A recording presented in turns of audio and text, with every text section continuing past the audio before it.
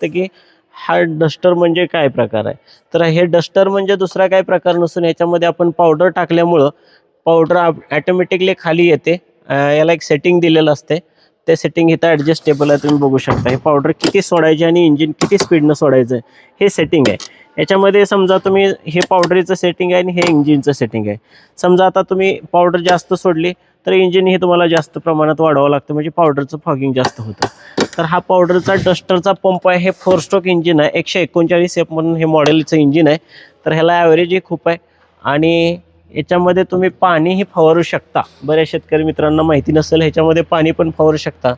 आणि असेच जर पंप तुम्हाला पाहिजे असतील तर नवक्रांती ॲग्रोला व्हिजिट द्या. आणि ह्याच्याविषयी जर तुम्हाला अधिक माहिती पाहिजे असेल तर आपल्या नवक्रांती ॲग्रो आणि NK टेक्नो चॅनल तुम्ही यूट्यूबवर सर्च करून ह्याची माहिती घेऊ शकता. चॅनलमध्ये जर आपण नवीन असाल तर असेच व्हिडिओ पाहण्यासाठी आपल्या चॅनलला सबस्क्राईब करा. धन्यवाद.